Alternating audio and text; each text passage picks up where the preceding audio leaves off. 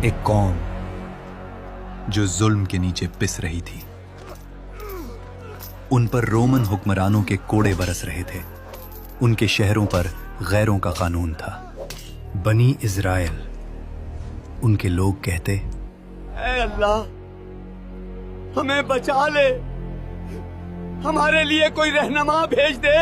और जब अल्लाह ने उनकी फरियाद सुनी और आसमान से उनकी मदद के लिए एक नबी भेजा, ईसा इब्ने मरियम, वो नबी जो उनके लिए शिफा बना, जो उनके लिए उम्मीद बना,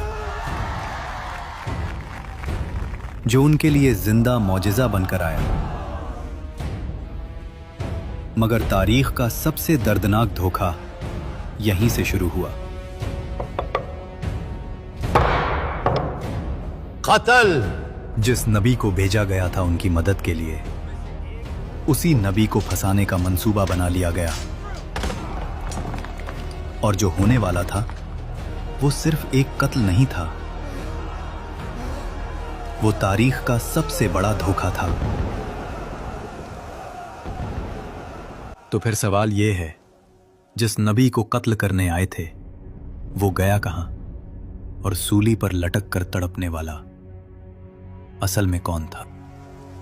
बैतुल मक़दिस, जेरूसलम, वही शहर जहां अंबिया की सदाएं गूंजी थी, जहां सजदों की खुशबू थी और जहां अब रोमन झंडे लहराते थे। बनी इज़राइल का शहर, लेकिन हुक्म रोमन एम्पायर का चलता था। तुम्हें रूम की गुलामी कबूल करनी होगी, ये फैसला हतमी है।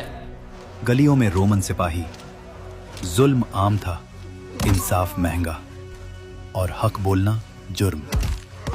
रोमन कानून के नीचे बनी इज़राइल सिर्फ सांस ले रहे थे, जीना उनके इख्तियार में नहीं था।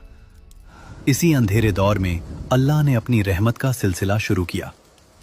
हजरत ज़करिया अलैहिस्सलाम, कुरान कहता है वो नबी भी थे और हजरत मरियम अलैहिस्सलाम के कफील भी। एक दिन ज़करिया अलैहिस्सलाम महरब में गए तो देखते कि मरियम अलैहिस्सलाम के पास ऐसा रिस्क था जो इस शहर की जमीन पर मिल ही नहीं सकता था। ज़करिया अलैहिस्सलाम ने पूछा, ऐ मरियम, ये तुम्हें कहां से मिला? मरियम अलैहिस्सलाम ने कहा, ये अल्लाह की तरफ से है। यहीं से ज़करिया अलैहिस्सलाम के दिल में यकीन और गहरा हो गया और ये वक़िया अपनी बीवी को बताया। फिर उन्होंने दुआ मांगी और अल्लाह ने बुढ़ापे में हजरत यहया अलैहिस्सलाम अता कर दिए। कुरान कहता है यहया अलैहिस्सलाम बचपन ही से हिकमत और तकवे का निशान थे। और दूसरी तरफ अल्लाह ने वो कर दिखाया जो अकल से बाहर था।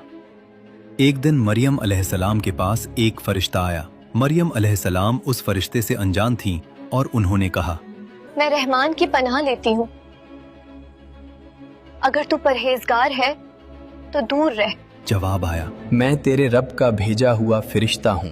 फिर वो अल्फाज जो तारीख बन गए, मैं अल्लाह की तरफ से तुझे एक पाक बेटे की खुशखबरी देने आया हूँ। मरियम अलैहिस्सलाम ने कहा, मुझे बेटा कैसे हो सकता है जब किसी मर्द ने मुझे छुआ नहीं? जवाब सिर्फ इतना था, ये तेरे रब का फैसला है और अल्लाह हर चीज पर कादिर है। मरियम अलैहिस्सलाम समझ चुकी थीं, ये बशारत नहीं, इम्तिहान है। और बैतुल मक़दिस को अभी पता भी नहीं था कि जल्द ईसा इब्ने मरियम पैदा होने वाले हैं। और जब हजरत ईसा अलैहिस्सलाम पैदा हुए तो लोग बोल उठे, ये कैसा जुर्म है? मगर अल्लाह ने गोद में मौजूद बच्चे से जवाब दिलवा दिया, मैं अल्लाह का बंदा हूं, उसने मुझे नबी बनाया। यह सिर्फ जवाब नहीं था, यह बैतुल मक़दिस के लिए तनबीह थी। कुछ ही अरसे बाद ईसा अलैहिस्सलाम ने तबलीग शुरू की। अपने पड़ोसियों से वैसा ही प्यार करो जैसा तुम खुद से करते हो। वो शहर शहर गए, गांव गांव गए, लोगों को हक के रास्ते पर चलने का हुक्म दिया।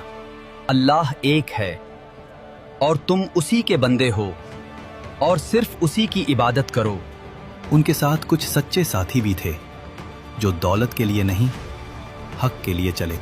ईसा अलैहिस्सलाम ने जब मुआज़ात दिखाए, जब मट्टी से परिंदे बनाकर उन्हें जिंदा कर दिखाया,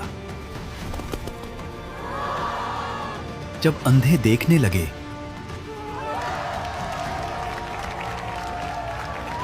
जब मुर्दे जिंदा हुए, तो आम लोग अल्लाह के रास्ते की तरफ झुकने लगे। अब शिकार मिलना तो नामुमकिन हो चुका है।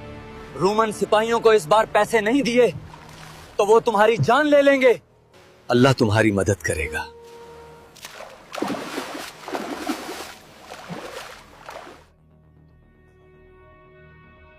अब जाल उठाओ।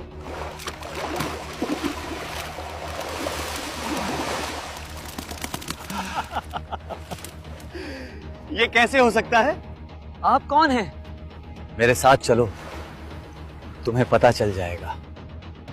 ये वो वक्त था जब लोगों को राहत मिल गई कि अल्लाह ने अपने नबी को उनकी रहनुमाई के लिए भेज दिया है, और यहीं से सरदारों के दिल और सख्त हो गए। उन्होंने कहा, याहिया पहले ही लोगों को हमसे अलग कर रहा है और अब ये ईसा के मौजिजे लोगों को और गुमराह कर रहे हैं। हमारी रियासत खतरे में है। तफसीर इब्ने कसीर बताती है, यहूदी सरदारों ने रोमन हुक्मरानों के पास जाकर कहा, याहिया और ईसा बगावत करवा रहे हैं। ये खुद को बादशाह कह रहे हैं। झूठ था, लेकिन रोमन तलवार को सिर्फ हुक्म चाहिए होता है। गवर्नर ने पूछा, तुम चाहते क्या हो? जवाब आया, उन्हें गिरफ्तार करो। तफसीर इब्ने कसीर में आया है, याहिया अलैहिस्सलाम उस वक्त हुक्मरानों के जुल्म और गलत रिश्ते पर हक बोल रहे थे, तो रोमन और यहूदी सरदारों ने उन्हें कैद कर लिया और अपने सरदारों के सामने कत्ल करवा दिया। शहर ने खामोशी इख्तियार कर ली। एक शख्स भागता हुआ ईसा अलैहिस्सलाम के पास आया और कहने लगा, आपके खालाजाद भाई हजरत याहिया अलैहिस्सलाम को इन्होंने कत्ल करवा दिया है। ईसा अलैहिस्सलाम समझ गए कि जेरूसलम में उनके खिलाफ भी साजिश हो चुकी है। एक बार फिर अल्लाह के नबी के लिए कत्ल का फैसला लिखा जा रहा था। चेहरों पर तकवा का लिबास, मगर दिलों में हसद और खून। ईसा इब्ने मरियम हद से आगे जा चुका है। लोग उसे नबी कहने लगे हैं। अगर ये जिंदा रहा तो हमारी अदालत, हमारी तौरात की तशरीह सब खत्म हो जाएगी। यहाँ तफसीर इब्ने कसीर के मुताबिक ये लोग हक को पहचानते थे मगर उसे छुपाते थे। हमने पहले भी याहिया को खामोश कर दिया था। खामोशी छा गई। जवाब आया, ईसा का भी अंजाम वही होगा, मगर हम खुद हाथ गंदे नहीं करेंगे। सब समझ गए। एक रब्बी ने कहा, हम रोम के सरदारों को कहेंगे कि ईसा बगावत कर रहा है, ये खुद को बादशाह कहता है। फिर कलम उठाया गया। ईसा इब्ने मरियम कौम के लिए खतरा, उस कागज पर मोहर लगी और फैसला सुना दिया गया। कत्ल। उस अदालत में ना इंसाफ था, ना रहमत, सिर्फ डर और कुर्सी बचाने की भूख। और कुरान की ये बात गूंजती है, वो नबी को नाहक कत्ल करते रहे। उस रात बैतुल मकदिस की अदालत से सिर्फ एक बिल नहीं निकला, एक और नबी के खून का रास्ता लिख दिया गया। और उन्हें लगता था कि इस दफा ईसा इब्ने मरियम बच नहीं पाएगा, मगर वो ये भूल चुके थे कि जिस रब ने मरियम अलैहिस्सलाम को पाक रखा, ज़करिया अलैहिस्सलाम की दुआ कबूल की, यहया अलैहिस्सलाम को शहादत के बाद भी लोगों के दिलों में जिंदा रखा, उसी रब ने ईसा इब्ने मरियम को सिर्फ तबलीग के लिए नहीं भेजा था,